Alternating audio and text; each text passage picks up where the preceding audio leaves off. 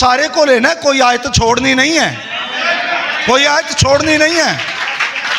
और लेकिन ये बात वो क्यों हुआ? वो इसलिए हुआ ताकि मेरी और आपकी खलासी हो जाए, मेरी और आपकी। और लिखा है हमारी खलासी सोने और चांदी से नहीं बल्कि एक बेऐब बरे के बेश कीमती लहू से हुई है। यीशु मसीह के अंदर जो होगा वो एक ही खानदान है, और जब खुदा का एक खानदान है तो खुदा का एक ही बरा है। जब खुदा का एक खानदान तो खुदा का भी एक ही बरा। और हर खानदान के सरबराह से कहा गया खानदान पीछे एक बरा लेना। खुदा को पता था मेरा खानदान जमीन पर है, इसे एक ही बरे की जरूरत है क्योंकि ये मुख्तलिफ नहीं है। उससे कहना, उस्ताद फरमाता है कि मेरा वक्त नज़दीक है, मैं अपने शागिर्दों के साथ तेरे यहाँ ईद फसा करूँगा।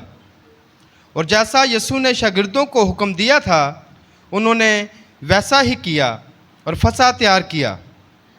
जब शाम हुई तो वो 12 शागिर्दों के साथ खाना खाने बैठा था, और जब वो खा रहे थे तो उसने कहा, मैं तुमसे सच कहता हूँ कि तुम में से एक मुझे पकड़वाएगा। वो बहुत ही दिलगीर हुए और हर एक उससे कहने लगा, ऐ खुदावंद, क्या मैं हूँ? उसने जवाब में कहा, जिसने मेरे साथ तबाक में हाथ डाला है वही मुझे पकड़वाएगा। इब्ने आदम तो जैसा उसके हक में लिखा है जाता ही है, लेकिन उस आदमी पर अफसोस जिसके वसीला से इब्ने आदम पकड़वाया जाता है। अगर वो आदमी पैदा ना होता तो उसके लिए अच्छा होता। उसके पकड़वाने वाले यहूदा ने जवाब में कहा, ए रब्बी, क्या मैं हूँ? उसने उससे कहा, तूने खुद कह दिया। आमीन। सो खुदा के कलाम का पढ़ा सुना जाना हम सब के लिए बाइस बरकत हो। आमीन। दुआ मांगेंगे। हमारे आसमानी बाप, हम शुक्रगुजारी के साथ तेरी पाक हजूरी में आते हैं और आज की शाम तुझे जलाल देते हैं, क्योंकि खुदाम ये वो शाम की यादगारी है जिस रात तू पकड़वाया गया, और खुदाम जिस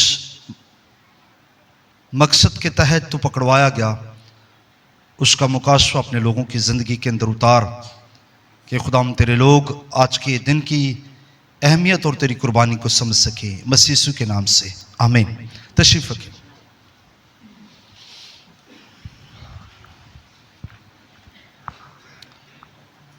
आज की शाम अपने मेहमानों को जो लाहौर से हमारे दरमियान है खुश आमदीद कहते हैं,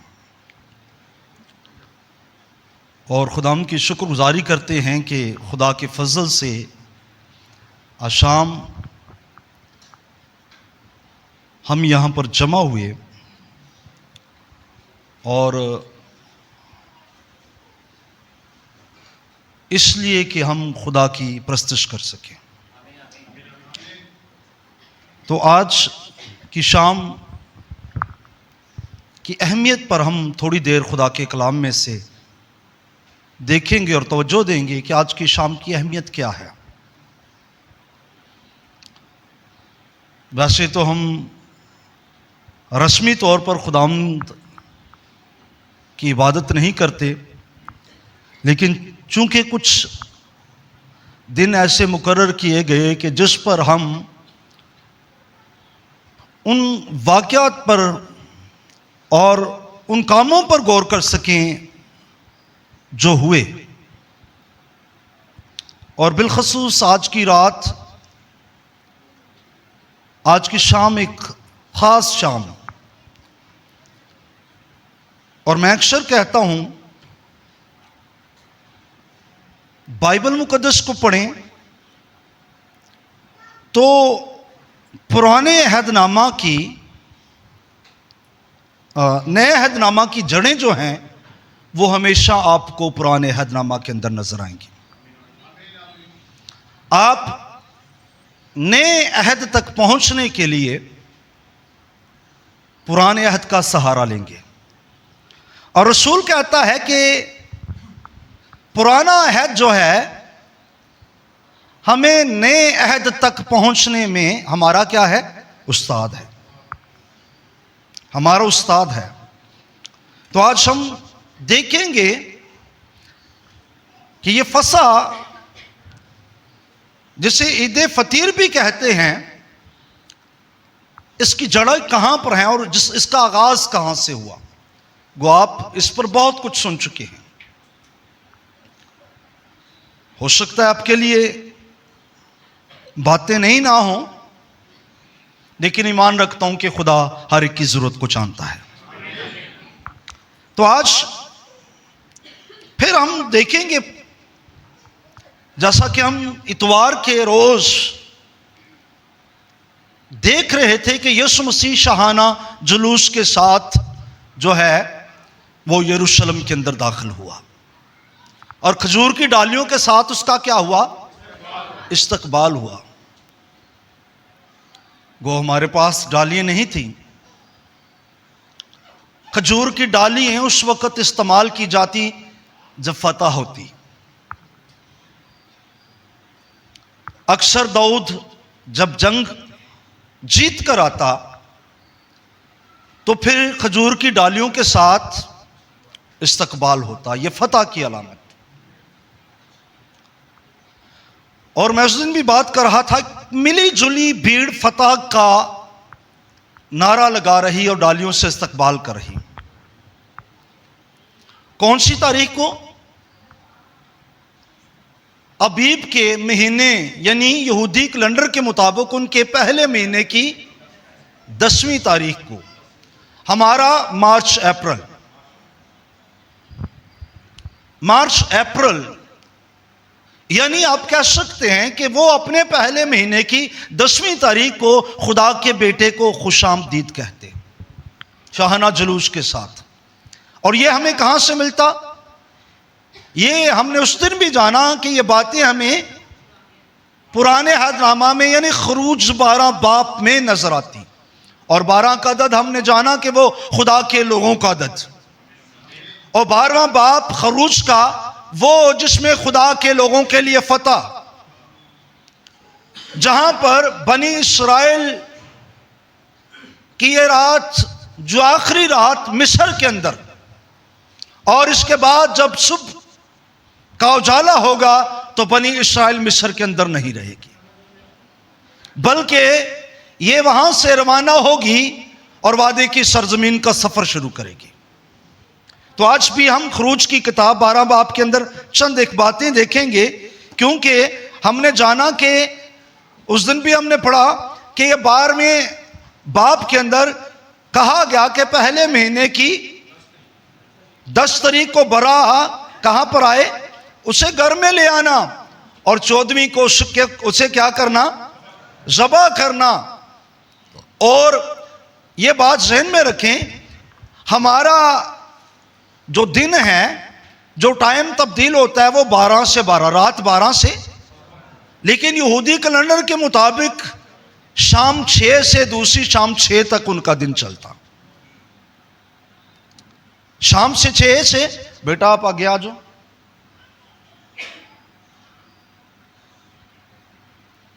जो बच्चे बैठ सकते हैं आगे वो आगे बैठा करें। चेयर्स जो हैं ये बड़ों के लिए हैं, बीमारों के लिए। तो बात करना चाहता हूं कि उनका दिन शाम 6 से शाम 6 तक, और ये 24 घंटे बड़े खास थे, यानी एक शाम से दूसरी शाम तक, और बरे को 14वीं तारीख को ज़बह करना। और जरूर यहां पर यह बात कहूंगा, जरा निकाले खरूज 12 बाप,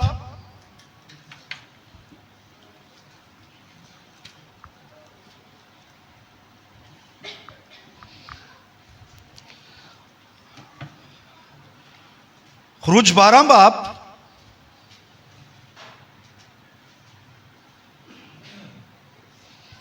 इसके 12 बाब की अच्छा 3 आयत पढ़े।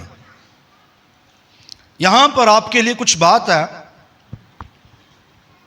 12 की 3 पढ़ेंगे जी। और 8वें दिन लड़के का खतना किया जाए। 12 की 3।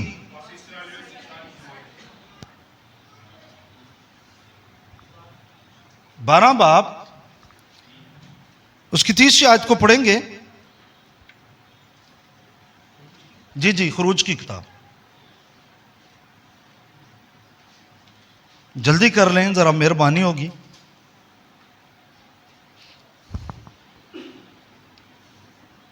बस इसराइलियों की सारी जमात से ये कह दो कि इसी महीने के 10वें दिन इसी महीने के 10वें दिन, हाँ जी, हर शख्स अपने आबाई खानदान के मुताबिक घर पीछे एक बरा ले।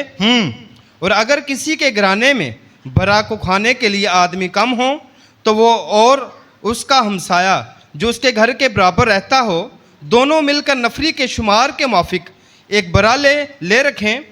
तुम हर एक आदमी के खाने की मुकदार के मुताबिक बरा का हिसाब लगाना। तुम्हारा बरा बेऐब और यकसाला नर हो, और ऐसा बच्चा या तो भेड़ों में से चुनकर लेना या बकरियों में से। और तुम उसे इस महीने की 14वीं तक रख छोड़ना। और इसराइलियों के कबीलों की सारी जमात शाम को उसे ज़बा करे और थोड़ा, आमीन, शाम को उसे क्या करे? ज़बा करे। और उसका थोड़ा सा खून लेकर कहां पर लगा देना? घरों, दरवाजे की और फिर बाजुओं पर। अब यहां पर हम देखते हैं कि बनी इस्राएल को यह कहा गया कि पहले महीने की, यानी कौन से महीने की? अबीब के महीने की 10वीं को हर खानदान पीछे क्या लेना? अब बनी इस्राएल में कितने खानदान थे? बहुत से खानदान मौजूद। 6 लाख मर्दों की बात हुई है जो इस्राएल में से निकले, और बच्चों और औरतों की बात तो वो तो लिखा ही नहीं ना गया।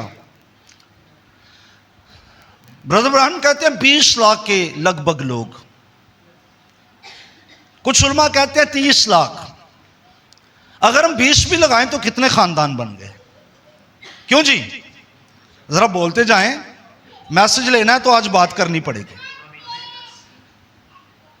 कितने खानदान बनेंगे? हजारों खानदान, हजारों खानदान के हजारों बरे, ऐसा ही है। हजारों खानदानों के जो वहां पर क्या हुए? ज़बा हुए। और कौन सी दिन? 14वीं तारीख को, जो आज वो कौन सा वक्त था? शाम के वक्त। जैसा कि हम शाम को यहां पर क्या हुए? जमा हुए। हम क्या हुए? शाम को यहां पर। तो अक्सर मैंने देखा है लोग ये शाम के वक्त खाना मॉर्निंग टाइम में खाते हैं, लेकिन बाइबल में स्पेशल शाम के वक्त। लेकिन बात लेनी है आपने, एक खानदान का एक बरा, तो कितने खानदान थे? पकड़ना इस बात को, कितने खानदान? हजारों खानदान। लेकिन जरूर कहूंगा ये वो बरे जिसका खून लेकर चौखट पर लगाना है और दीवार बाजुओं पर लगाना है, और जो अंदर होगा वो बच जाएगा। कहां से? मौत से। और जो घर के अंदर नहीं है वो क्या है? बच नहीं सकता, उसका पहलौठा नहीं बच सकता। जो अंदर है वो बच जाएगा। और बात को समझना है, अंदर उसका सारा गोश्त आग पर भून कर खाना है। किस पर? आग पर भून के, सरे पाए, सिरी पाए, अंतड़ियों समेत कोई चीज छोड़नी नहीं है, सब कुछ लेना है। इसलिए बहुत से मैसेज बिलीवर कहते हैं 63 से 65 तक जो मैसेज हैं उनको लें, लेकिन ना रिकॉर्डिंग जब से हुई है 1948 से, उस वक्त तक हमने सारे को लेना है। और इसको भी ये बात समझनी है, अब दरवाजे के अंदर होंगे, बाहर खून होगा। दरवाजे के अंदर होंगे, दरवाजे के अंदर वाले गोश्त खाएंगे। और मैं कहूंगा भेड़ों का दरवाजा यीशु मसीह खा सकता है, कोई और नहीं, वो खा सकता है। लेकिन इस बात को समझना है, हर खानदान पीछे ये अक्स है। शरीयत जो आइंदा की चीजों का अक्स है। आपके लिए बड़ी खुशी की बात देने लगा हूं।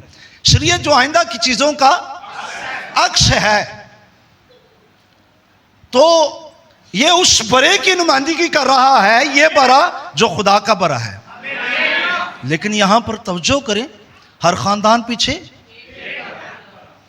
लेकिन वहां तो एक ही बरा है जो हमारा बरा है।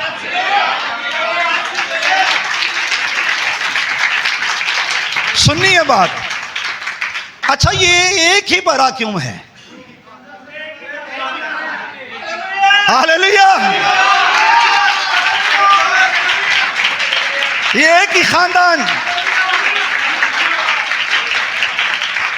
अच्छा, इस बात को समझना है, एक ही कैसे खानदान? बाइबल मुकद्दस कहती है जमीन का हर एक खानदान खुदा के नाम से नामजद है। जमीन का हर एक खानदान खुदा के खानदान से नाम से क्या है? नामजद है। जब यीशु मसीह का नसबनामा लूका की अंजील में पढ़े तो फिर लूका जो है यीशु मसीह से शुरू करके आदम तक जाता है, और आदम को किसका बेटा कहता है? खुदा का बेटा। और जब आदम की नस्ल को देखें तो आदम की नस्ल भी किसके बेटे हैं? तो खुदा का एक ही खानदान है।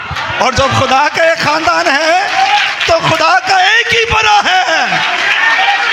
जब खुदा का एक खानदान तो खुदा का भी एक ही बरा। और हर खानदान के सरबराह से कहा गया, खानदान पीछे एक बरा लेना। खुदा को पता था मेरा खानदान जमीन पर है, इसे एक ही बरे की जरूरत है, क्योंकि ये मुख्तलिफ नहीं है, ये मुख्तलिफ नहीं है, एक ही खानदान। और जब ये बात रूह कुद्स ने रात मुझ पर खोली, मैंने कहा खुदा तेरा शुक्र हो, तेरा एक ही खानदान है जो रूह जमीन पर है, एक ही खानदान। इसलिए हम जो मुख्तलिफ खानदानों से या मुख्तलिफ शहरों में से यहाँ पर हम जब एक दूसरे के साथ मिलते हैं तो वो मोहब्बत हमारे अंदर होती है जो एक खानदान, एक लहू के जरिया से है। क्योंकि हमारा खानदान एक खानदान है, चाहे वो अमेरिका के अंदर है, चाहे वो इंग्लैंड के अंदर है, चाहे वो किसी भी मुल्क के अंदर है। जब कोई जो है बिलीवर, जब कोई ईमानदार हमें मिलता है, फिर ऐसे ही शादमानी होती है कि जैसे हमारा कोई बिछड़ा हुआ मिल गया हो, जैसे मुद्दत बाद कोई ऐसा मिल गया हो और जिसके साथ हमारी दिली मोहब्बत। और ये किस लिए है? क्योंकि हम खुदावंद का खानदान है। आमीन। सो खानदान पीछे एक बरा लेना, और वो बरा क्या हो? बेऐब हो, बेऐब बरा हो। और फिर बड़ी खूबसूरत बात, अब जब उन्होंने इस कुर्बानी को करना था, उसके बाद खरूज 12 बाब की 25 आयत,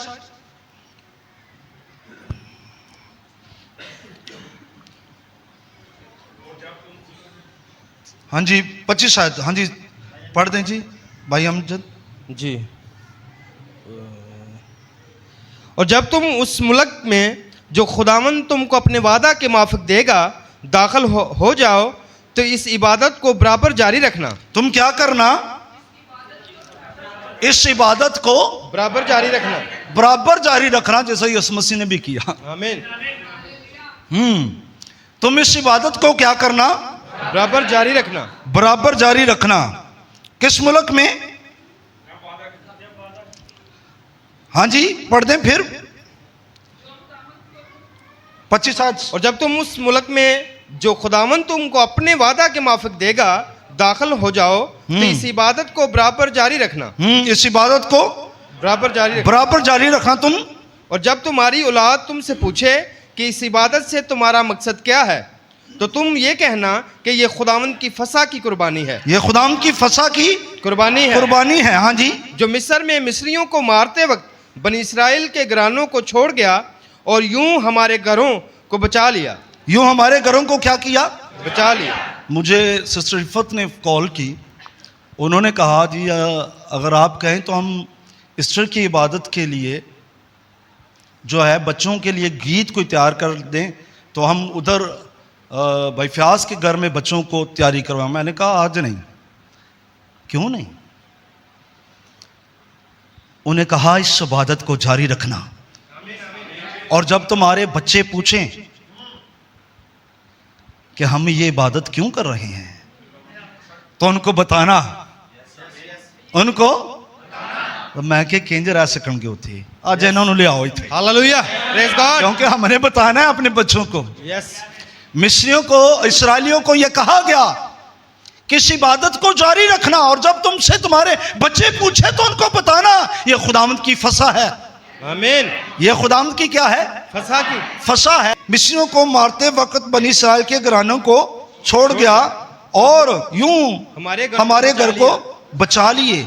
यस, यस। तब लोगों ने झुककर सिजदा किया, तब लोगों ने झुककर सिजदा किया, और बनी इस्राएल ने जाकर जैसा खुदा ने मूसा और हारून को फरमाया था वैसा ही किया। अब यहां पर हम देखते हैं ये इबादत उन्होंने कंटिन्यू करनी है, और करनी कहां पर है? वादे की सरजमीन के अंदर। वादे की सरजमीन पर इस इबादत को उन्होंने करना है, क्योंकि हमने पढ़ा कि जब तुम उस मुल्क में जो खुदाम तुमको अपने वादे के मौफिक देगा दाखिल हो जाओ, तो उस इबादत को बराबर जारी रखना। तो बनी इस्राएल ने क्या किया? जब वादे की सरजमीन के अंदर गए तो वो कौन सा दिन था? वो अबीब के महीने का पहले महीने की 10वीं तारीख थी, जब उन्होंने यर्दन पार किया। आमीन, हालेलुया। उन्होंने पहले महीने की 10वीं तारीख को, यानी अबीब के महीने की 10वीं तारीख को क्या किया? यशवा की किताब निकाल लें, कहीं ना रेफरेंस ले लें मुझसे।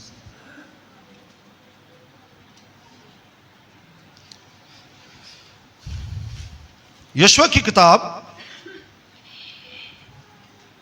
उसका 4 बाब और उसकी 19 आयत को पढ़ दें।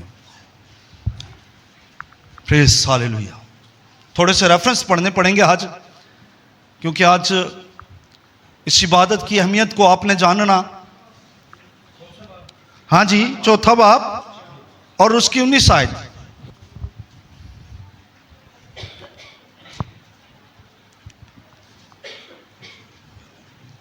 और लोग पहले महीने की 10वीं तारीख को यर्दन में से निकलकर यरू की मशरकी सरहद पर जुलजलाल में खैमाजन हुए। अब लोग कहां से निकले? मिस्र से नहीं भाई जी, यर्दन से निकलकर। अब तो ये 40 साल बाद की बात मैं कर रहा हूं। मिस्र से तो वो कुलजम पार करके निकले, बियाबान में पहुंचे, और जब बियाबान में पहुंचे फिर मोआब की सरजमीन के अंदर आए, और मोआब की सरजमीन और यर्दन पार, मोआब की सरजमीन और वादे की सरजमीन के अंदर क्या था? यर्दन था। और यर्दन पार कौन सी जगह थी? वादे की सरजमीन। और वो पहले महीने की 10वीं तारीख और यर्दन पार करके वादे की सरजमीन के अंदर आए। अगर आप ब्रदर ब्रैनम की किताबें पढ़ते हैं तो अक्सर कहते हैं कि खुदा ने चाहा तो यर्दन पार मिलेंगे। आमीन। क्योंकि यर्दन पार वादे की सरजमीन थी, और हमारी भी सरजमीन आसमान पर है। और मैं जो कहूँगा, इस बात को आपने समझना है कि कलाम मुकद्दस को पढ़ें तो कलाम मुकद्दस में हिजकिय्याह ने फरमाया कि खुदा के तख्त के हैकल के आस्थाना से क्या निकल रहा है? एक दरिया निकल रहा है, और हम भी दरिया पार ही जाना चाहते हैं, वादे की सरजमीन के अंदर जाना चाहते हैं। और मैं जो कहूँगा, अब ये पहले महीने की 10वीं तारीख को क्या इन्होंने किया है? ये वादे की सरजमीन के अंदर आ गए, और जब वादे की सरजमीन के अंदर आए तो अच्छा है कि इसके 5 बाब की 10 आयत पढ़ें, जल्दी जल्दी पढ़ें जरा भाई। और बनी इस्राएल ने जलजलाल में डेरे डाल लिए, जलजाल में डेरे डाल लिए, और उन्होंने यरू के मैदानों में उसी महीने की 14वीं तारीख को शाम के वक्त ईद फसा मनाई। हालेलुया। तुम क्या करना? तुम उस मुल्क में जो वादे की सरजमीन है जब पहुंचो तो क्या करना? इस इबादत को बराबर क्या रखना? आमीन। तो उन्होंने सबसे पहले काम क्या किया? वो 10 को वो वहां पर पहुंचे और 14 को उन्होंने ईद फसा मना दी। आमीन, आमीन। 14 को उन्होंने क्या की? ईद फसा मनाई। ईद फसा मना दी। 14वीं तारीख को ईद फसा मना दी। मैं इस पर जब पढ़ रहा था, मैंने कहा खुदा तेरा शुक्र हो, बनी इस्राइल जब निकले मुल्क मिस्र से तब भी वो फसा खा कर आए, और जब दाखिल हुए वादे की सरजमीन में तब भी वो फसा खा रहे हैं। आमीन, हालेलुया। इस इबादत की अहमियत को समझ लें, इस इबादत की अहमियत को समझ लें, इसकी अहमियत क्या है। और मैं जरूर कहूंगा इस इबादत को कंटिन्यू किया गया। हर साल बनी इस्राइल इसे मनाती, हर साल इसे मनाती, और जब हर साल इसे मनाती तो हमने पढ़ा कि यीशु भी शागिर्दों के साथ इस इबादत को किया करता था। यस, यीशु भी इस इबादत को शागिर्दों के मत्ती की अंजील के अंदर वापस आएंगे, 26 बाब के अंदर वापस आएंगे, जी जी, और ये ईद फतीर के पहले दिन शागिर्दों ने यीशु के पास आकर कहा, तू कहां चाहता है कि हम तेरे लिए फसा खाने की तैयारी करें। फसा की क्या करें? फसा का मतलब है पछाड़ कर गुजर जाना। तो बनी इस्राइल के घर की चौखटों पर, जिन चौखटों पर बरे का लहू था ना, मौत का फरिश्ता वहां से पछाड़ कर गुजर रहा था। और ये वो यादगारी की रात। अब शागिर्दों ने पूछा कि बता हम तेरे लिए फसा कहां पर तैयार करें। और जब ये पूछा तो यीशु मसीह ने क्या कहा? उसने कहा, शहर में फला शख्स के पास जाकर उससे कहना, उस्ताद फरमाता है मेरा वक्त नजदीक है, मैं अपने शागिर्दों के साथ तेरे यहाँ ईद फसा करूंगा। मैं शागिर्दों के साथ तेरे यहाँ क्या करूंगा? ईद फसा करूंगा, क्योंकि ये खास इबादत मैं ये इबादत करूंगा। कौन सी इबादत? ईद फसा की इबादत। और मैं कहूंगा क्या ही अजीम होगा वो शख्स जिसके घर में वो करने के लिए गया, जिसके घर का चुनाव उसने किया। सोचे यहां कितना, अगर वो आप उसकी जगह होते तो आप कितने खुशकिस्मत होते। क्यों जी? आप उसकी जगह होते तो आप कितने होते। लेकिन मैं जरूर कहूंगा आप खुशकिस्मत हैं। समझे तो सही, उस वक्त उसके घर में भी कुछ करने के लिए गया, और आज तो आप जिंदा खुदा का मकदस हो, आप जिंदा खुदा का। लेकिन हम इस बात को समझते ही नहीं है ना। वो तो सिर्फ फसा करने के लिए उसके घर में गया, लेकिन हमारे साथ तो वो हर वक्त सुकूनत करना चाहता है, हमारे दिलों के अंदर, हमारी जिंदगियों के अंदर। अब यीशु मसीह जब इस रात वो यहां पर इसके घर में मौजूद खाना खाने बैठे, यानी फसा का खाना, वहां पर गुफ्तगू शुरू। और मैं जब इस पूरे बाप को पढ़ रहा था तो मैंने कहा ये वो रात है, मैं सोच रहा था ये वो रात है जो सारी रात कलाम के निविश्तों के पूरे होने की रात थी। कलाम के निविश्तों के पूरे होने की रात थी। इसमें बहुत से निविश्ते पूरे हुए इस रात में। यीशु मसीह ने शागिर्दों के साथ क्या किया? खाना खाया, और फिर यहूदा से मुखातब हो गया, यानी शागिर्दों से मुखातब होकर ये वो रात है जिसमें वो कहने वाला हुआ कि तुम में से एक है जो मुझे क्या करेगा? पकड़वाएगा। इसी रात यहूदा बोल पड़ा, क्या वो मैं हूं? उसने क्या कहा? तो खुद ही कहता है ये वो रात जब यीशु मसीह क्या किया गया? पकड़वाया गया। और फिर यीशु मसीह ने क्या कहा? जब उससे कहा तो यीशु मसीह ने क्या कहा? इब्ने आदम तो जैसा उसके हक में लिखा है, जानता ही है, लेकिन उस आदमी पर अफसोस जिसके वसीला से उस इब्ने आदम पकड़वाया जाता है। अगर वो आदमी पैदा ना होता तो उसके लिए अच्छा था, अच्छा था। उसके पकड़ाने वाले यहूदा ने जवाब में कहा, ए रब्बी, क्या मैं हूं? उसने उससे कहा, तू खुद कहता है, तू खुद ही कहता है। और इसके बाद बाइबल मुकद्दस क्या कहती है?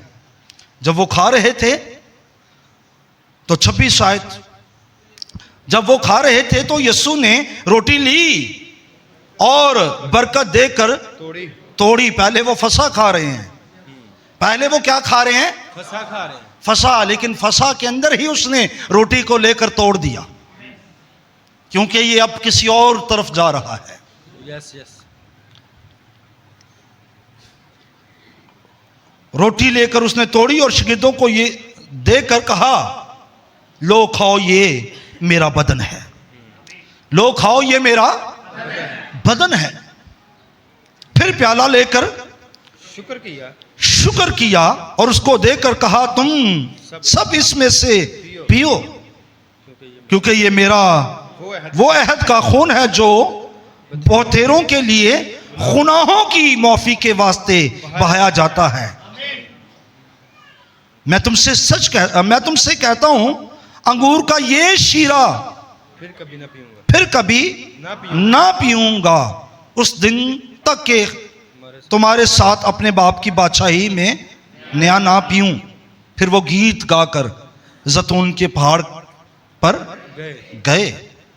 अब यहां पर हम देखते हैं यीशु मसीह ने रोटी लेकर तोड़कर अपने शागिर्दों को दी है। ये मेरा बदन है जो तुम्हारे लिए तोड़ा जाता है। अलामती तौर पर अपनी मौत की बाबत, अपने बदन के तोड़े जाने की बाबत इशारा। फिर क्योंकि पुराने अहदनामा के अंदर तो वो बरे को खाते थे लेकिन उसका खून नहीं पीते थे। पुराने अहदनामा के अंदर वो बरों को तो, फसा के बरे को तो खाते थे लेकिन उसका खून नहीं पीते थे, क्योंकि मना किया गया था कि तुम क्या करना, तुम खून ना पीना, क्योंकि उसमें जानवर की क्या है? जिंदगी है, जान है उसमें उसे ना पीना। और मैं कभी कभी कहता हूं, अगर वो शायद जानवर का खून पीते तो जानवर की फितरत उनके अंदर आनी थी, इसलिए मना कर दिया गया। उसकी फितरत उसके अंदर आ जानी थी, लेकिन मना कर दिया गया। और आज मैं कहूंगा, इस बरे ने तो कहा, यह मेरा खून है, लो इससे पियो, लो और इसे और मेरी यादगारी में। तो क्या आज जो पाक शाह में दाखिल होने वाले हैं, क्या उस बरे की फितरत आपके अंदर है? सवालिया निशान। क्या उस बरे की फितरत, आप जो पाक मेज के अंदर शरीक होते, मना किया गया उसका खून ना पीना, जो पुराने हद का बरा था, फसा का बरा था, उसका खून नहीं पी सकते। लेकिन खुदा का बरा ये कहता है, ये मेरा खून का वो प्याला है जो बथेरों के गुनाहों की। अब मिस्र में प्याला नहीं दिया गया था, बरा दिया गया था, क्योंकि वहां तो मिस्र की गुलामी से निकलना था। लेकिन यहां पर मिस्र की गुलामी नहीं है, यहां पर गुनाहों की गुलामी है। और गुनाहों की गुलामी के लिए याद रखे, हमें खुदा के बेटे यीशु मसीह के खून की जरूरत है, जो अलामती तौर पर है। उसने गुरु का शीरा लेकर उनको दिया और कहा, ये मेरा। फिर प्याला लेकर शुक्र किया और उनको देकर कहा, तुम सब इसमें से पियो, क्योंकि मेरे वो अहद का खून है जो बथेरों के लिए गुनाहों की माफी के वास्ते बहाया जाता है। मैं तुमसे कहता हूँ अंगूर का ये शीरा फिर कभी ना पीऊंगा उस दिन तक कि तुम्हारे साथ आपकी अपने बाप की बातचीत में नया ना पी। अब यीशु मसीह ने क्या किया? ये वो रात है, मैं उस रात की अहमियत की बात कर रहा हूं। ये वो रात जिस रात में वो पकड़वाया गया, ये वो रात जिस रात में उसने फसा जो है शागिर्दों के साथ खाई। और इसी रात अब इन्होंने गीत गाकर क्या किया? अब ये गीत गाकर कहां पर चले गए? जैतून के पहाड़ पर। कहां पर चले गए? जैतून के पहाड़ पर चले गए। ब्रदर ब्रानम का मैसेज है पहाड़ पर क्या कशिश है। पढ़े, बड़ा जबरदस्त मैसेज। जैतून के पहाड़ पर चले गए और फिर वहां हम देखते हैं उस वक्त यीशु ने उनसे कहा, 31वीं आयत, उस वक्त यीशु ने उनसे कहा तुम सब इस रात मेरी बाबत ठोकर खाओगे। ये वो रात जब शागिर्दों ने क्या करनी? ठोकर खानी। और यीशु मसीह को यानी उस्ताद को, जिंदगी के मालिक को छोड़कर ये तितर बितर होने वाले हैं। मैं जब इस आयत पर गौर कर रहा था, ये यीशु मसीह की बशरी जो खिदमत थी ना, ये मिनिस्ट्री थी, ये इख्तिताम को जा रही। इख्तितामी लम्हात के अंदर बशरी खिदमत, और बशरी खिदमत में अक्सर अच्छे अच्छे छोड़ जाते हैं जब इख्तिताम को जाए तो खिदमत। क्योंकि मैं देख रहा था चढ़ते सूरज को बड़ा सलाम करते हैं। हाँ, चढ़ते सूरज को बड़ा सलाम। पादरी नवा नवा उठे ना, बड़ा मूसा जो नवा नवा आया ना, बड़े नारे मारे। फिर बाद च यही संसार करन दे चक्कर च पहले मोजे वाला पादरी मिल गया, बाद च एदियां गल्लां ही नहीं टंगियां। ये शरीयत दी भी गल दे दिंदा पिया, ये भी इंज कहंदा पिया, इंज भी कहंदा पिया। पहले तो पादरी अच्छे ही लगते हैं, जो नवे नवे मिलन फिर चंगे लगते हैं। लेकिन जब इनकी मिनिस्ट्री का इख्तिताम होने वाला हो, आखिरी लम्हात के अंदर, वो ब्रदर विलियम ब्रानम को भी उन्होंने लाखों लोगों को कलाम सुनाया। लेकिन जब उनकी आखिरी वक्त के अंदर खिदमत थी तो एक छोटे से चर्च के अंदर थोड़े से लोग थे। हमेशा लीडरों के साथ ऐसे होता, क्योंकि पहले तो ये मीठी मीठी बातें सुनाते हैं ना ताकि लोग इन्हें सुनना पसंद करें। फिर जब ये सख्त बातें करते हैं ना, पहले तो रोटियां शोटियां दे मौज से इधर उधर लोकी बड़े इकट्ठे। जब उसने बात की मेरा खून दर हकीकत पीने की और मेरा बदन फिल हकीकत खाने की चीज है, उठे छड़ गए। तो इस ये कौन सी रात है जब शागिर्द क्या करेंगे? ठोकर खाएंगे। ये वो रात, ना फकत ये फसा के खाने की रात, इस रात वो भी जाहिर हो गया जिसने पकड़वाना है, और ये ठोकर भी खाएंगे। यीशु मसीह ने कहा ये वो रात।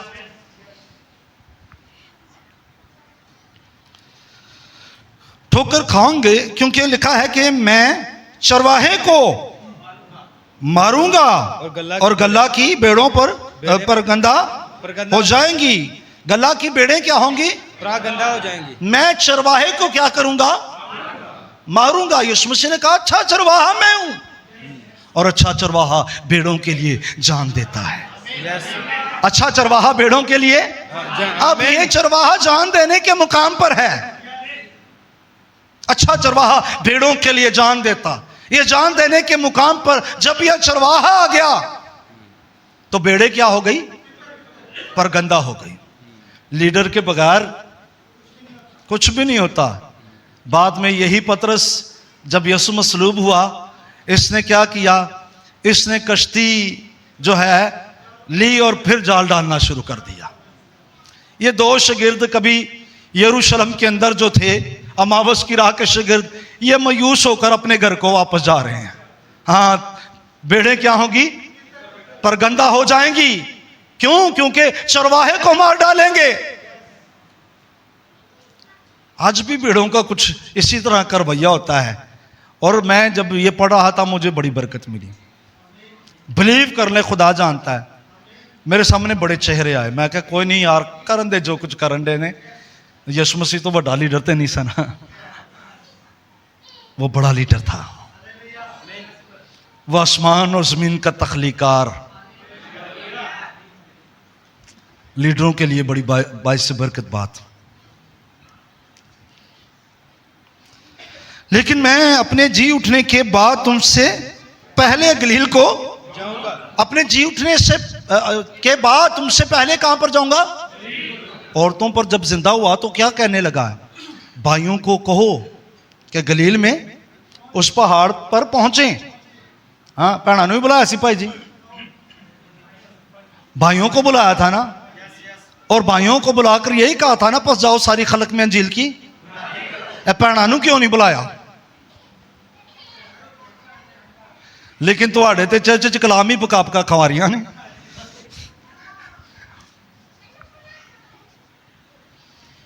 Praise the Lord. पतरस ने जवाब में उससे कहा, गो सब तेरी बाबत ठोकर खाएं, लेकिन मैं कभी ठोकर ना खाऊंगा। पतरस बड़ा जोशीला, मैं नहीं ठोकर खावांगा। बड़े ने दावेदार, बड़े दावेदार मैं देखे। पतरस बड़ा जोशीला दावेदार, मैं ना ठोकर खाऊंगा, मैं ना खाऊंगा।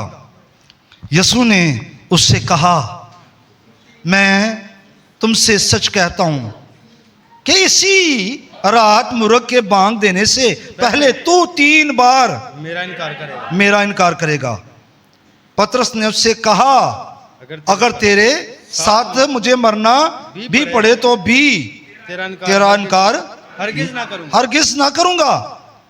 और सब शागिर्दों ने भी इसी तरह कहा। लेकिन क्या हुआ?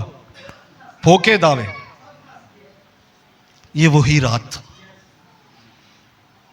जब नारे हैं और फिर बाद में कहां जाएंगे, ये वो रात है। क्यों जी? ये वो रात जिस रात नारे हैं, लेकिन यीशु मसीह ने कहा और फिर कि तुम पर गंदा हो जाओगे। और फिर क्या हुआ? ये वो रात 36 आयत, उस वक्त यीशु के साथ गतसमनी नाम एक जगह में आया और अपने शागिर्दों से कहा, यही बैठे रहना जब तक मैं वहां जाकर दुआ करूं। और पतरस और जब्दी के दोनों बेटों को साथ लेकर गतसमनी गमगीन और बेकरार होने लगा। गमगीन और क्या होने लगा? बेकरार होने लगा। उस वक्त उसने उनसे कहा, मेरी जान नहायत गमगीन है, यहां तक के मरने की नौबत पहुंच गई। तुम यहां ठहरो और मेरे साथ जागते रहो। ये वो रात है जब शागिर्दों ने उसके साथ जागना था लेकिन जाग नहीं सके। ये वो रात जिस रात यीशु मसीह को शागिर्दों की जरूरत, उनकी दुआ की जरूरत, लेकिन ये वो रात जब नींद का गलबा उन पर आ गया, जब नींद उन पर तारी छा गई। यीशु मसीह जाते हैं, दुआ करते हैं, कहते हैं बाप हो सके तो ये प्याला मुझसे टल जाए, तो भी मेरी नहीं बल्कि तेरी मर्जी पूरी हो। यह कहकर वापस आता है। शागिर्द सो रहे हैं, फिर जाता है और जाकर दुआ करता है। फिर वही अल्फाज,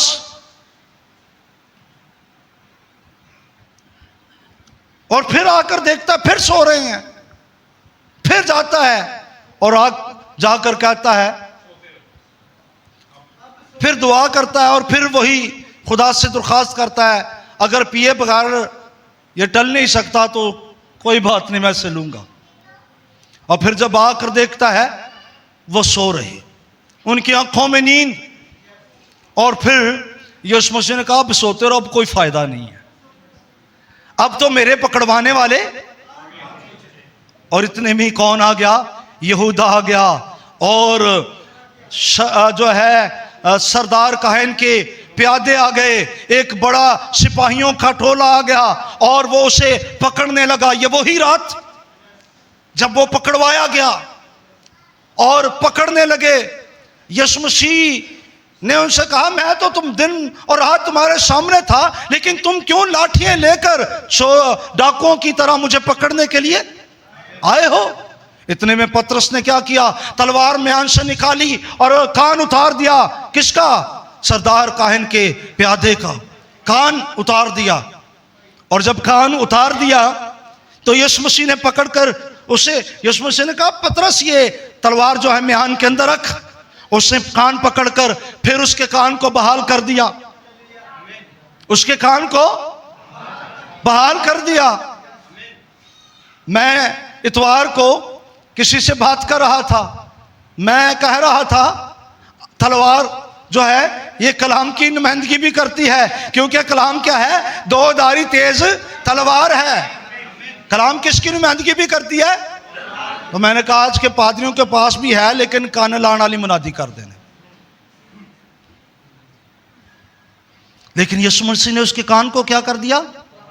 क्यों किया बहाल? इसलिए मैं कभी कभी कहता हूं, वो कहता होगा पतरस अगर इसका कान ही नहीं होगा खुशखबरी कहां से सुनेगा, ईमान कहां से लाएगा? क्योंकि बस ईमान सुनने से पैदा होता है और सुनना मसीह के कलाम से। उसने उसका कान बहाल कर दिया। ये वो रात है, ये बहाली की रात। किसके? कानों की बहाली की रात। और मैं समझता हूं शायद वो प्यादा मैं ही हूं जिसका उसने कान बहाल किया। जिसके कान हो वो सुन ले रूह कलीसियों से क्या फरमाता है। रूह कलीसियों से जिसके कान हो वो सुन ले। ये वो रात जब कान बहाल हुआ। मैं जरूर उन पादरियों से कहूंगा जिनके पास ऐसी तलवार ऐसी मुनादी ये जेड़े कान नहीं लांदे रहंदे ने, भाई परहेज करें, आप जोशीले हैं, खुदा आपको बरकत दे पतरस की तरह। लेकिन ऐसा कलाम सुनाएं कि लोग खुदावंद को जाने, खुदावंद के करीब आए। और ये वही रात, अब इसे जब पकड़ा गया तो प्यादे से कहां पर ले गए? सरदार काहन। कौन सा काहन था? कैफा। कैफा नाम सरदार काहन। ये वो रात है जब रात ही को कचहरियां खुल गईं। क्यों? क्योंकि फैसले अहम है ना, जिनसे इनको खतरा है ना, उसके लिए कचहरी रात को ही खुल गई। और ये आज तक रीत कायम है। कई ऐसे फैसले ने जिन्होंने रात में कचहरियां खुल जांदियां। हुण समझ जाना, ये आज की बात नहीं है। यीशु मसीह के लिए कचहरी खुल गई। सरदार कैफा के सामने उसे हाजिर किया गया। अब उस पर फतवे लगाए गए, गवाहों को इकट्ठा किया गया, लेकिन कोई ऐसा गुनाह नहीं जो उस पर साबित हो सके। कोई ऐसी गवाही नहीं। कोई ऐसी गवाही जब साबित ना हुई तो क्या हुआ? क्योंकि उससे कहा था कौन है जो मुझ में गुनाह साबित करे। अच्छा, जब गवाही साबित नहीं हुई ना, कोशिश बड़े करते रहे। इससे सोचें गवाही कोई साबित नहीं हुई। उन्हें आखिर क्यों ना मैं जिदी गल करा कि मैनू फड़ के मसलूब करन, क्योंकि मैं अपनी जान खुद देता हूं, मुझे इसे देने का भी इख्तियार है और फिर वापस ਹੁਣ ਪਤਾ ਹੀ ਹੁਣ ਮੈਂ ਕਿਹੜੀ ਗੱਲ ਕਰਨੀ ਕਿ ਨਾ ਮੈਨੂੰ ਫੜ ਲੈਣਾ। ਕੋਈ ਗਵਾਹੀ ਤਾਂ ਸਾਬਤ ਨਹੀਂ ਹੁੰਦੀ ਪਈ। ऐसा ही है ना, कोई गवाही साबित नहीं हो रही। और अब वो तो आया ही इसलिए था, उसकी तो पैदाइश पर ही ये बातें शुरू हो गई, तेरी जान में तलवार फिर जाएगी। जिस मकसद के लिए आया था, ये वो रात है जब पूरी हो, ये मकसद पूरा होगा। और अब क्या होने वाला क्या है?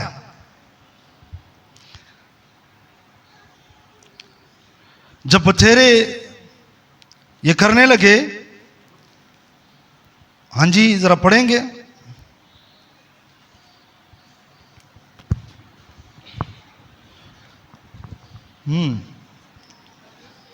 इसकी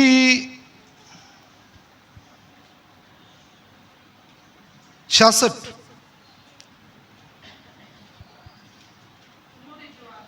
हाँ जी 66 आयत पढ़ते हैं जरा भाई। उन्होंने जवाब में कहा, वो कत्ल के लायक है। इस पर उन्होंने उसके मुंह पर थूका। सॉरी जरा पीछे चले, जरा पीछे चले, माफी चाहता हूँ। 64 से पढ़। 4 हाँ जी पढ़ दे। यसू ने उससे कहा, तूने खुद कह दिया, बल्कि मैं तुमसे कहता हूं कि इसके बाद तुम इब्ने आदम को कादर मुतलिक की दाहिनी तरफ बैठे और आसमान के बादलों पर आते देखोगे। तुमने सरदार कायन ने जरा थोड़ी सी पीछे चलें ताकि आपको समझ आए सरदार कायन से गुफ्तगू हो रही है। सरदार कायन ने खड़े होकर उससे कहा, तू जवाब नहीं देता, ये तेरे खिलाफ क्या गवाही देते हैं? ये तेरे खिलाफ क्या गवाही देते हैं? हाँ जी। मगर यीशु खामोश ही रहा। सरदार कायन ने उसे कहा, मैं तुझे जिंदा खुदा की कसम देता हूँ, मैं तुझे जिंदा खुदा की कसम देता हूँ, हाँ जी, कि अगर तू खुदा का बेटा मसीह है तो हमसे कह दे। हमसे कह दे, हाँ जी। यीशु ने उससे कहा, तूने खुद कह दिया, तूने खुद कह दिया, हाँ जी, बल्कि मैं तुमसे कहता हूँ कि इसके बाद तुम इब्ने आदम को कादर मुतलिक की दाहिनी तरफ बैठे। ओ तू जो कुछ करने वाला है ना, कर ले। यस यस, इसके बाद वक्त मेरा है। आमीन। तू आज इस मुनसफ पर बैठा है ना, तू सरदार का है ना, मैं जमीनी सरदार का है नहीं, मैं तो अब अपना ही खून लेकर जाने वाला हूं। आमीन, हालेलुया। क्योंकि हमारा सरदार का है ना ऐसा नहीं जो हमारी कमजोरी में हमारा हामी और मददगार साबित ना हो। हमारा सरदार का है तो वो है जो आसमानों के आसमानों को चीर कर। ओह यस, प्रेज गॉड, तारीफ हो। बात समझ आ रही है? हालेलुया। हाँ, तो अब सरदार काहन के तख्त पर बैठा है ना, जो जमीन पर है। ओ मैं तो इसके बाद कहां पर बैठने वाला हूं? ओ मैं तो आसमान पर बैठने वाला हूं, किबरिया की दाहिनी तरफ। यस यस, मैं कहां पर बैठने वाला हूं? अब मैं जरूर यहां पर एक बात कहता चलूं। Praise the Lord, name of Jesus, hallelujah. अहद के संदूक के पास कोई कुर्सी थी जहां पर सरदार काहन आकर बैठकर कोई थी? यस नहीं ब्रदर, पढ़ लें, निकाल कर देखें, वहां पर कोई कुर्सी नहीं, क्योंकि किसी की जरूरत ही नहीं थी कि अहद के संदूक के पास बैठ सके। यस यस, किसी सरदार काहन एक है जो किबरिया की दाहिनी तरफ बैठने वाला है। Hallelujah, hallelujah, yes, hallelujah, hallelujah, वो यीशु मसीह है, हालेलुया, वो बैठने वाला। कर ले जो कुछ करना है। आमीन आमीन। सरदार काहन से यही गुफ्तगू हुई, यस तुम यस, क्या करोगे? हाँ जी पढ़े वहां से। यीशु ने उससे कहा, तूने खुद कह दिया, बल्कि मैं तुमसे कहता हूं कि इसके बाद तुम इब्ने आदम को कादर मुतलिक की दाहिनी तरफ बैठे और आसमान के बादलों पर आते देखोगे। तुम इब्ने आदम को कादर मुतलिक की दाहिनी तरफ बैठे और फिर आसमान के बादलों पर हर आंख उसे देखेगी और जिन्होंने उसे छेदा वो भी देखेंगे। यस यस, जिन्होंने उसे छेदा वो भी देखेंगे। आमीन आमीन। अब तुम देखोगे कब? एक तो कादर मुतलिक की दाहिनी तरफ बैठे और फिर बादलों पर आते हुए देखोगे। Yes, hallelujah. अब पेशन गोइयां यहाँ पर ये रात वो है जब कलाम की गुफ्तगू, भाई ना ये माजी के अंदर जो नबुवतें हैं उनकी बात हो रही है, बल्कि फ्यूचर की भी बातें होती रही हैं। Yes, hallelujah. ओ देखो मेरी आमद को तुम देखोगे, Yes. सरदार का तू देखेगा। आमीन। और मैं यहाँ पर जरूर कहूंगा, आगे चलेंगे। इस पर सरदार काहिन ने यह कहकर अपने कपड़े फाड़े कि उसने कुफर बका है। कपड़े क्या कर दिए और ये कह दिया कि इसने कुफर बका है। हाँ जी, अब हमको गवाहों की क्या हाजत, अब हमको गवाहों की क्या हाजत रही। और जो मैं बात कर रहा था, गवाहों की गवाहियां नहीं ना मिली। Yes yes. उन्हें गाली इंज दी कर दी कि हुण मैनू फड़े तो सही ना, हाँ मैनू मारे, क्योंकि मेरी मौत के वसीला से मेरे लोगों का जी उठना है। Yes yes. मेरी मौत के वसीला से, क्योंकि मैं मरूंगा। आदम मर गया था और कहा गया तू खाक है और वापस खाक में लौट जाएगा, लेकिन मैं वो आदम हूं जो जाऊंगा लेकिन खाक में नहीं रहूंगा, खाक से लौट आऊंगा। और फिर जैसे ये आदम के बेटे हैं और आदम के साथ खाक में चले गए, वैसे ये मेरे हैं और फिर मेरे साथ खाक में से लौट आएंगे। आमीन, हालेलुया, प्रेज गॉड। इसलिए मेरा मरना जरूरी है। ओ यस यस। ऐसी बात कर दी, ऐसी बात कर दी कि पकड़े और मुझे मारे।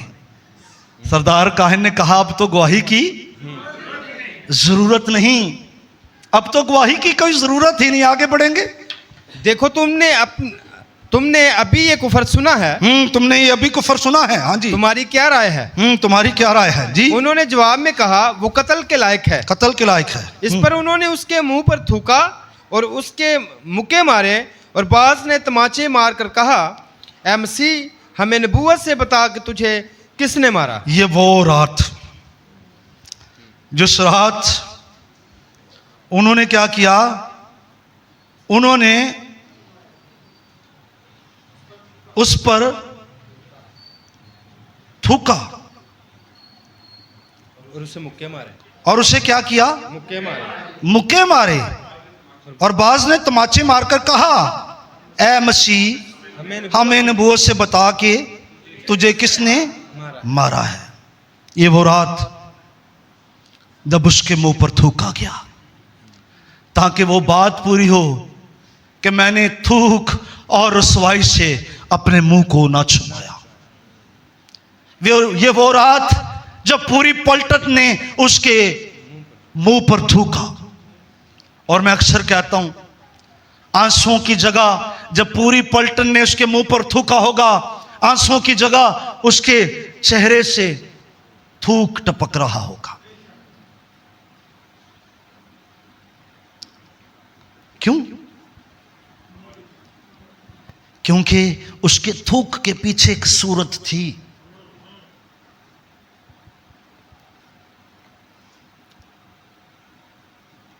और वो किसकी सूरत थी?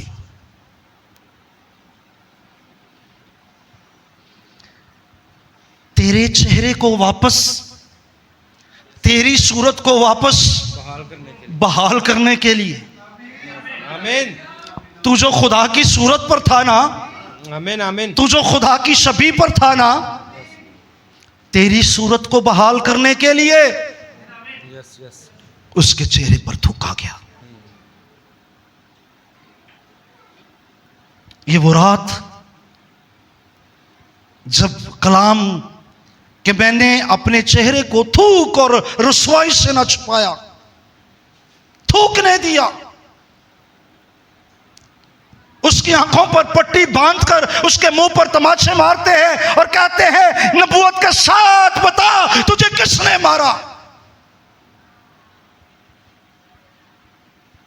ये वो रात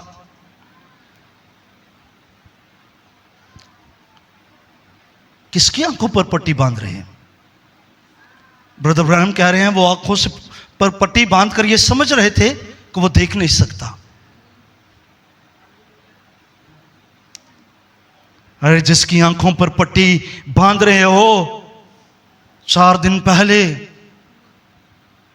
वो देख सकता है कि गधी का बच्चा कहां पर बंधा हुआ है। 4 दिन पहले जैतून के पहाड़ पर उतरने से पहले वो सन 70 को देख सकता है और यरूशलेम पर रो पड़ा कि तूने अपने वक्त को ना पहचाना। ये वो है जो देख सकता है कि नतनिएल अंजीर के दरख्तों के नीचे क्या कर रहा है। ये वो है जो देख सकता है कि मुर्ग के बांग देने से पहले पतरस 3 बार मेरा इनकार करेगा। इब्तदा से इंतहा तक देख सकता, ये वो है। और कहा जा रहा है आंखों पर पट्टी बांधकर नबूवत के साथ बता तुझे किसने मारा। ये वो रात,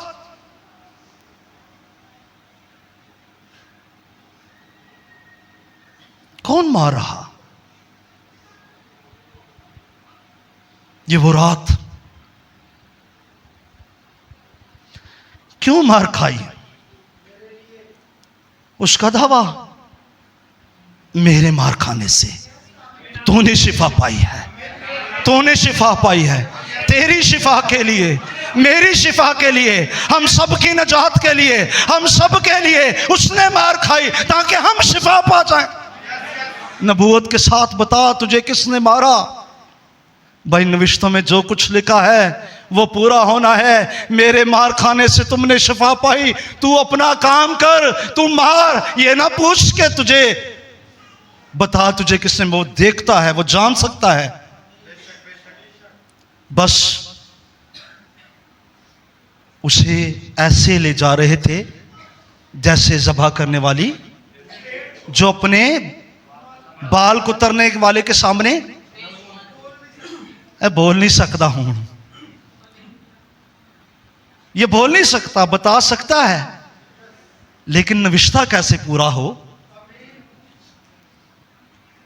नविश्ता कैसे पूरा हो कि वो उसे ऐसे ले जा रहे जैसे जो अपने बाल कुतरने वाले के सामने खामोश है। ये वो है जो गूंगों को बोलने की तौफीक देता है लेकिन खुद खामोश। तेरी और मेरी निजात के लिए, तेरे और मेरे छुटकारे के लिए। और मैं कहूंगा मेरे अजीज बहनों भाइयों, इस रात इस पर जुल्म हुआ, इस रात इसे मारा गया। ये वही रात जब पतरस इसका इनकार करता और उसके बाद 27वें बाब की पहली आयत से पढ़ें। सुबह उठते हैं और सुबह उठते ही इसे पिलातुस की कचहरी के अंदर ले गए और पिलातुस की कचहरी में इसे पेश कर दिया। वहां पर इस पर फतवे लगाए गए, लेकिन जो फतवे लगाए जा रहे तो पिलातुस की बीवी आ गई। मैंने सारी रात इस आदमी के सबब से दुख उठाया। ये वो रात जब पिलातुस की बीवी के साथ खुदा बात कर रहा। आज कहीं पर भाई तेरी बीवी के साथ, मेरी बहन तेरे साथ खुदा बात कर रहा, तेरे साथ वो बोल रहा। पिलातुस की कचहरी में सुबह सवेरे इसे हाजिर किया गया, फतवे लगाए गए और डिमांड की गई, क्योंकि रोमी हुकूमत क्या कर रही है, एक कैदी को हर ईद फसा पर उनके लिए छोड़ती और वहां पर 2 कैदी, एक बराबा और एक यीशु मसीह। पिलातुस ने पेशकश दे दी, मैं किसको छोड़ूं तुम्हारी खातिर, बराबा को या यीशु को? उन्होंने कहा इसे मसलूब कर और बराबा को छोड़ दे। इसे मसलूब कर और बराबा को छोड़ दे। इस पर उसने देखा, बड़ी कोशिश की कैसे छोड़े, पर जब यहूदी बहुत बड़बड़ाने लगे और कहने लगे इसे मशरूब कर, तो पानी मंगवा लिया और हाथ धो दिए और उसको मसलूब होने के लिए उनके हवाले कर दिया। और जल्दी जल्दी सवेरे उठते ही ये काम हुआ। उसके बाद उसे यरूशलेम की गलियों के अंदर घसीटा गया और यरूशलेम की जब गलियों के अंदर उसे घसीटा गया तो ठीक उसे 9 बजे तक उन्होंने उस मुकाम तक पहुंचा दिया जहां पर उसे सलीब दें। फिर 9 बजे वो वक्त आ गया जब उसने कहा मैं प्यासा हूं। जब वो कहने वाला कि मुझे प्यास है, वो वक्त करीब आ गया। अब उसे सलीब चलाना है। 9 से 3 बजे तक 6 घंटे मुसलसल उसे सलीब पर रहना। बहुत से लोग रस्मी हो गए जो कहते हैं जी 12 तो 3 बजे तक लाजमी इबादत करनी है, कलमे होने चाहिए देने। और गुजरे दिनों में किसी खादम को एक क्लिप बड़ा चला है, लियाकत कैसर साहब वो बात कर रहे थे कि कलमे होन साडा मजहब बन गया। असी समझने ये नहीं पढ़े जाएंगे ते भाजी गुड फ्राइडे नहीं होना, ईस्टर ही नहीं होना, मजहब बना दिया। वो तो 9 से 3 बजे तक सलीब पर था। फिर आ जान 9 बजे सुबह इबादत शुरू कर लेते।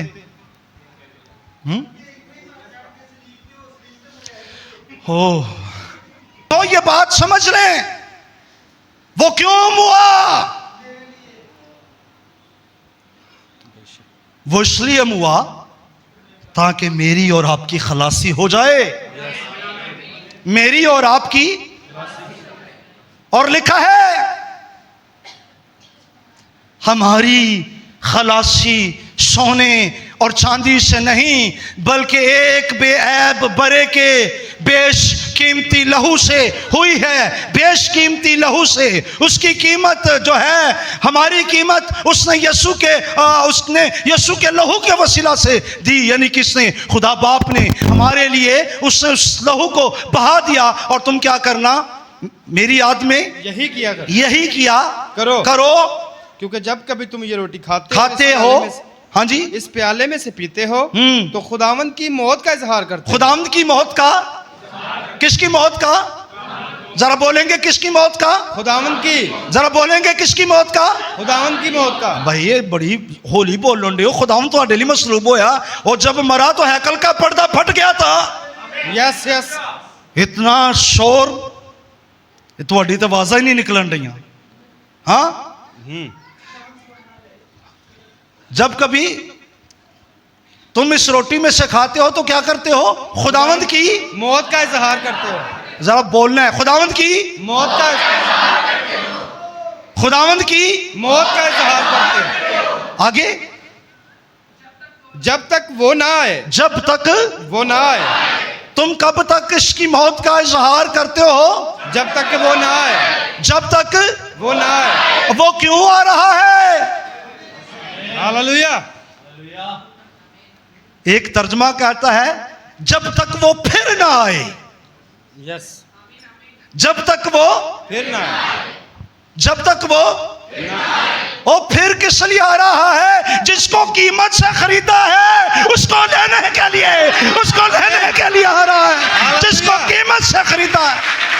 Yes yes. हालेलुया। बात समझ आई?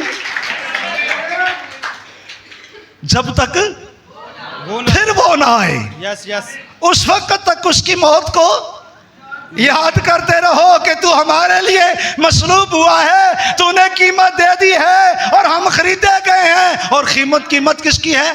बेशकीमती लहू से। और याद रखें, जिसकी कीमत बेशकीमती लहू से है उदी की कदर होएगी। हाँ, आमीन आमीन। जिसको खरीदा ही बेशकीमती खून से गया। तो फिर ओदी कीमत ओदा मुल की होएगा। बेशक तो आप कितने कीमती हैं, बेशक। आप कितने कीमती हैं कि आपको कीमती लहू से खरीदा गया है। यस। और मैं कहूंगा मेरे अजीज बहनों भाइयों, मसीह की जब आप मेज में शरीक होते हो, उसकी मौत का क्या करते हो? इजहार करते। जब तक वो फिर ना आए। Yes yes. और फिर किस लिए आ रहा है? एक कीमती दुल्हन को लेने के लिए। आमीन आमीन। वो आपके लिए फिर आ रहा है, यस यस। वो आपके लिए फिर आ रहा है। और मैं कहूंगा जब वो आ रहा है तो उसकी आमद के लिए अपने आप को तैयार करें। खुदावंद आपको बरकत दे। Hallelujah, praise God.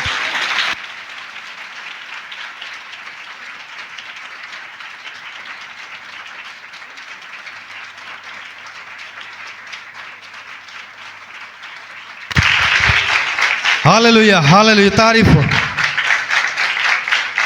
बाद प्याला भी लिया। इसी तरह उसने खाने के बाद प्याला भी लिया और कहा, ये प्याला मेरे खून में नया अहद है। ये प्याला मेरे खून में नया अहद है। ये नया अहद है। हाँ जी, जब कभी पियो मेरी यादगारी के लिए यही किया करो। जब कभी पियो मेरी यादगारी के लिए। मेरी यादगारी के लिए। हम ये प्याले में जो दाखिल होने वाले हैं तो हम उस राहत को याद करने वाले हैं, आमीन। उस मसरूबियत को याद करने वाले हैं। और कब तक ये याद करते रहना है? मेरी याद में यही ये किया करो। आमीन। हाँ जी, क्योंकि जब कभी तुम ये रोटी खाते और इस प्याले में से मेरी यादगारी में यही किया करो। हाँ जी, क्योंकि जब कभी तुम ये रोटी खाते और इस प्याले में से पीते हो तो खुदावंद की मौत का इजहार करते हो। खुदावंद की मौत का इजहार करते हो। जब कभी तुम इस रोटी में से खाते और इस प्याले में से पीते हो तो खुदावंद की मौत का इजहार करते मौत का क्या करते हो? इजहार करते हो। मसीह